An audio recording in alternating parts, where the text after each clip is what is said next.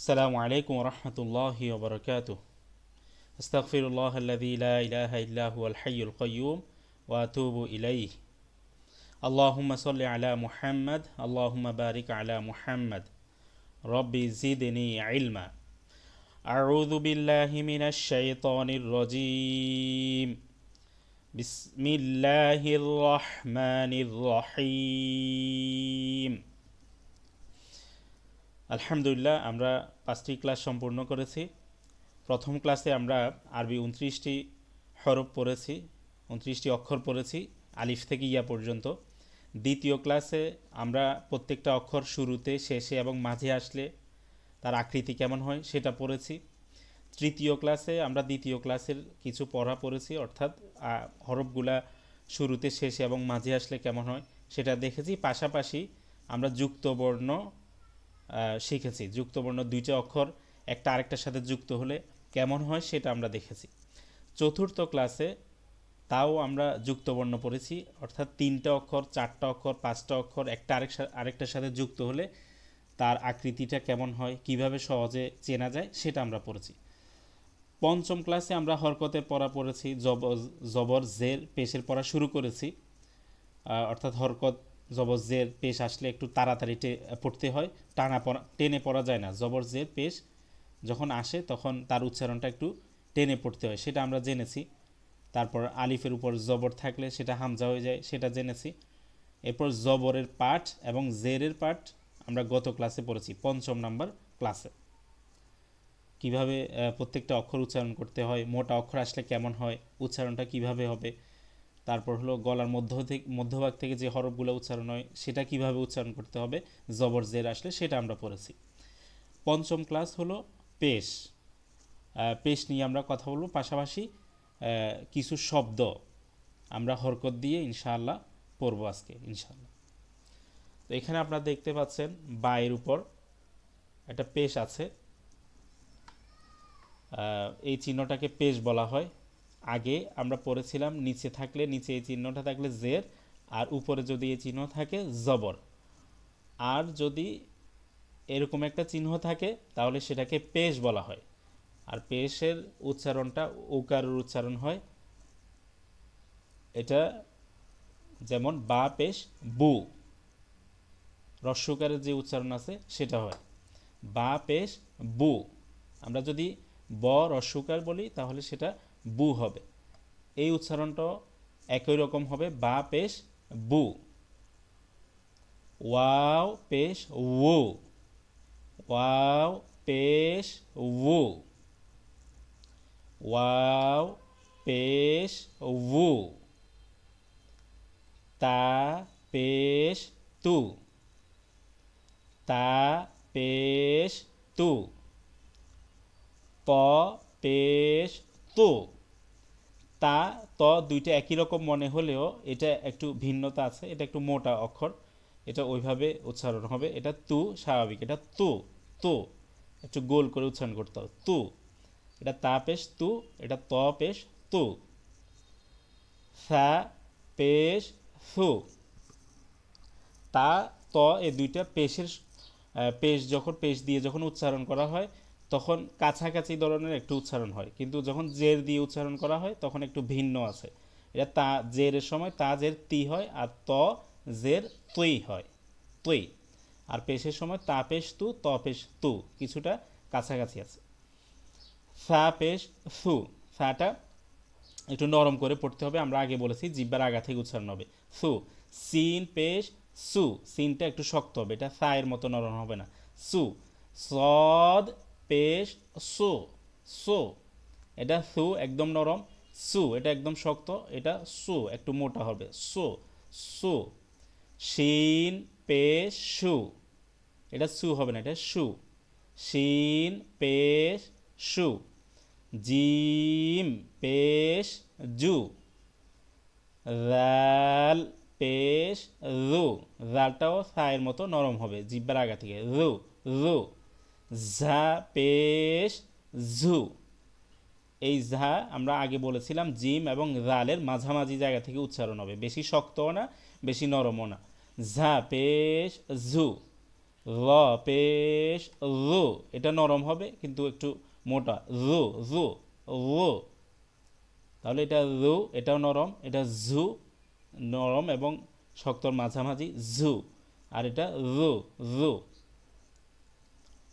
হ্যাঁ পেশ হু, গলার মধ্যভাগ থেকে হু, হ্যাঁ পেশ হু, এটা গলার মধ্যভাগ থেকে উচ্চারণ হবে হু, আর এটা স্বাভাবিক হু হু, স্বাভাবিক যেটা আমরা হ পেশ হু বলি, এই উচ্চারণটা হবে এই হায়।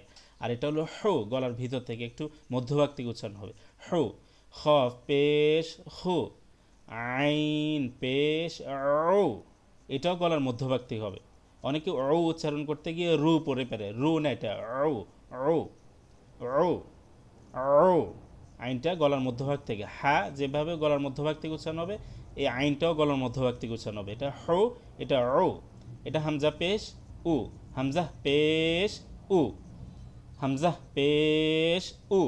তাহলে এটা হলো ও গলার মধ্যভাগ থেকে, আর এগুলো হচ্ছে স্বাভাবিক উ উ উ। ইয়া পেশ ইউ, অনেকে ইয়ার সাথে হামজার সাথে গলিয়ে ফেলে, ইয়াকে উ পরে, উ হবে হামজার ক্ষেত্রে, আর ইয়া হবে ইউ ইউ। ইয়া পেশ ইউ। কফ পেশ ও, গলার ভিতর থেকে একটু ধাক্কা দিয়ে উচ্চারণ হবে ও। কাপ পেশ কু, স্বাভাবিক, এটা কু আর এটা কু। দাল পেশ দু, বদ পেশ দু, দু এটা দু, স্বাভাবিক দু, আমরা যেরকম দ রস্যকার পড়ি দু, আর এটা দু দু দু দু, একটু মোটা করে পড়তে হবে দু। নুন পেশ নু, র পেশ রু রু, গইন পেশ গু, লাম পেশ লু, ফা পেশ ফু, মিম পেশ মু, ইয়া পেশ ইউ। তাহলে আমরা পেশের পড়াটা পড়লাম। এখানে বু, এটা বু, এটা তু, এগুলো টান হবে না, উচ্চারণ করার সময় হরকত টান হয় না, তাড়াতাড়ি পড়তে হয়। বু বু, তু তো, তু তো, সু বেশি নরম হবে, সু শক্ত হবে, সু সু একটু মোটা করে পড়তে হবে সু, এটা সু। জু বেশি শক্ত, রু একদম নরম, রু রু, এটা জু শক্ত এবং নরমের মাঝামাঝি, এটা রু, এটাও নরম হবে, একটু মোটা হবে জু। এটা হু, গলার মধ্যভাগ থেকে, আর এটা স্বাভাবিক হু। এটা হু, এটা ও, গলার মধ্যভাগ থেকে, এটা উ স্বাভাবিক উ উ, এটা মধ্যভাগ থেকে ও, আর এটা উ উ। এটা ইউ, এটা কু কু কু, গলার ভিতর থেকে ধাক্কা দিয়ে উচ্চারণ হবে, আর এটা স্বাভাবিক কু। এটা দু, এটা দু দু, স্বাভাবিক, এটা দু একটু মোটা হবে উচ্চারণটা দু। এটা নু, রু ঘু, লু, ফু, মু, ইউ। আলহামদুলিল্লাহ আমরা জবর শেষ করলাম, জের শেষ করলাম আজকে, এখন পেশ শেষ করলাম। তো এটা শেষ করার পরে এখানে কিছু অক্ষর দিয়ে, অর্থাৎ দুইটা দুইটা অক্ষর দিয়ে এখানে আবার একটা বানান করানো হয়েছে। শব্দগুলো আসলে কিভাবে আমরা ভালোভাবে তাড়াতাড়ি শিখতে পারি, একটা একটা অক্ষর দিয়ে আমাদের আগে শিখিয়েছে, এখন দুইটা দুইটা অক্ষর বানান করে দেখাচ্ছে কিভাবে হয়। যেমন এখানে দুইটা বা আছে, বা জবর বা, বা জবর বা, বাবা, মানে এখানে আলাদা আলাদা দিয়ে শিখিয়েছে, একসাথে দেনে চাইলে এগুলো মিলিয়ে দিতে পারতো, কিন্তু আলাদা আলাদা দিয়ে প্রথমে আমাদের প্র্যাকটিস করাচ্ছে, পরে আবার একসাথে এগুলা যুক্ত করবে। এখানে দুইটা বা আছে, বা জবর বা, বা জবর বা, বাবা, এখানে টানা যাবে না, বা বা এরকম টানা যাবে না, টান হবে না, হরকত জবজের পেশ টান হয় না। বাবা, দাল জবর দা, দাল জবর দা, দাদা, নুন জবর না, নুন জবর না, নানা, মিম জবর মা, মিম জবর মা, মামা, দাল জবর দা, দাল জের দি, দাদি, একটা জবর একটা জের, দাদি, নুন জবর না, নুন জের নি, নানি। তো একটা পড়ে এভাবে বানান করে, এখন বানান ছাড়া পড়বেন। বাবা, দাদা, নানা, মামা, দাদি, নানি, এভাবে পড়ার চেষ্টা করবেন। এরপর মিম জবর মা, মিম জের মি, মামি, ফা পেশ ফু, ফা পেশ ফু, ফুফু, খ জবর খ, লাম পেশ লু, খলু, হা পেশ হু, ওয়াও জবর ওয়া, হুয়া। হা জের হি, ইয়া জবর ইয়া, হিয়া। বা জের বি, কাফ জবর কা, বিকা। বা জবর বা, আইন জবর আ, বা। মিম জবর মা, আইন জবর আ, মা। গলার মধ্যভাগ থেকে উচ্চারণ হবে আইন, মা আ, মা আ, বা আ। লাম জের লি, এটা লাম সোজা এসে একটু বামে গেছে, আমরা বলেছিলাম লাম, আর এটা হলো ইয়া, এটা হলো ইয়ার অংশটা।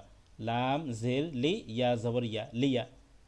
এখন দুই অক্ষর দিয়ে আমাদের দেখিয়েছে, এখন তিনটা তিনটা অক্ষর দিয়ে আমাদের ওনারা দেখাচ্ছে, একটু খেয়াল করেন আপনারা। কাফ জবর কা, এটা শুরুর কাফ, এটা মাঝের তা, এটা বা শেষের বা। কাফ জবর কা, তা জবর তা, কাতা। একটা দুইটা অক্ষর বানান করে আমরা আবার একসাথে বলবো, কাফ জবর কা, তা জবর তা, কাতা। বা জবর বা, কাতাবা। নুন জবর না, ঝা জবর ঝা, নাঝা। লাম জবর লা, নাঝালা, নাঝালা, নাঝালা। র জবর র, ফা জবর ফা, রফা। আইন জবর আ, রফা, রফা। হামজা জবর আ, জাল জের জি, আদি। নুন জবর না, আদিনা, আদিনা। এটা আলাদা আলাদা, এখানে প্রত্যেকটা অক্ষর আলাদা আলাদা, কারণ হলো হামজাটা জালের সাথে লাগলে সেটা লামের মতো হয়ে যাবে, কারণ লাম হলো সোজা এসে বাম দিকে লাগানো, তো এটা লাগানো হলে আর হামজার অস্তিত্ব থাকবে না, সেজন্য হামজার বাম পাশে কিছু লেগে আসে না, এটা লাগানো যাবে না, লাগালে সেটা লাম হয়ে যায়। আর দাল জাল র ঝা ওয়াও এগুলোর বাম পাশেও কোনো অক্ষর লাগানো যায় না, বাম পাশে, তাহলে এটার আর অস্তিত্ব থাকে না। জাল এটা জাল, এটা এখানে কোনো অক্ষর লাগানো যাবে না, সে ওই কারণে এটা আলাদা আলাদা করে দেওয়া হয়েছে। হামজা জবর আ, জাল জের জি, আজি। জাল নরম হবে, নুন জবর না, আদিনা, আদিনা। বা জবর বা, এই চিহ্নটা নিচে হলো একটা ফোঁটা বা, এটা নিচে ফোঁটা, আর মাঝখানে এই চিহ্ন, এই শেপের উপরে হচ্ছে একটা ফোঁটা, এটা খ, এটা খ। প্রথমটা বা, বা এর উপর জবর, বা জবর বা। খ জের খি, বাখি। লাম জবর লা, বাখিলা, বাখিলা। সিন জবসা, মিম জের মি, আমরা যুক্ত বর্ণ পড়েছি, এরকম এসে একটা পেঁচানো, এটা মিম, মিম জের মি, সামি। আইন জবর আ, সামিয়া, সামিয়া। হা জবর হা, মিম জের মি, এই পেঁচানো মিম, হামি। দাল জবর দা, হামিদা। মিম জবর মা, র জের রে, মারি। ضاد জবর দ, মারি দ, মারি দ, মারি দ। খ জবর খ, এটা খা হবে না, খ। শিন জের শি, খসি, খসি। ইয়া জবর ইয়া, খসিয়া, খসিয়া। কাফ জবর কা, বা পেশ বু, কাবু, কাবু। র জবর র, কাবুর, কাবুর। ফা জবর ফা, হা পেশ হু, এটা মাঝের হা, এভাবে এসে এই, এটা মাঝের হা। ফাহু, ফা জবর ফা, হা পেশ হু, ফাহু। ওয়াও জবর ওয়া, ফাহুয়া, ফাহুয়া। কফ পেশ কু, গলার ভিতর থেকে একটু কু। তা জের তি, কুতি, কুতি। লাম জবর লা, কুতিলা।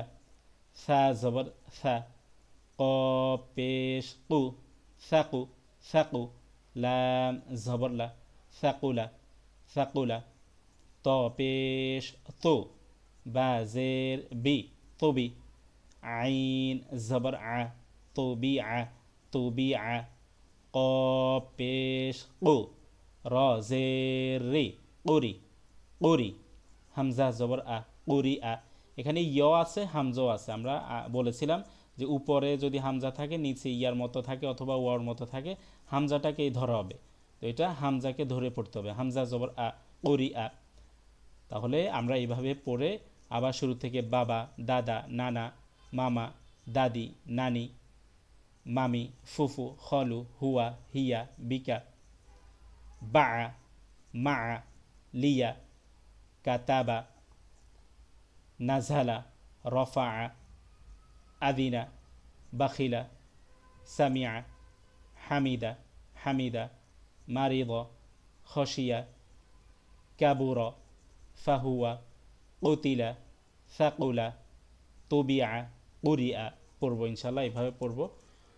শুরু থেকে জবর জের পেশ এগুলো আমরা 3 থেকে 4 বার পড়বো। আহ, যদি 2 দিন বা 3 দিন পড়তে পারি লাগাতার, জবর জের পেশ প্র্যাকটিস করতে পারি, তাহলে আরও ভালো হবে আমাদের জন্য।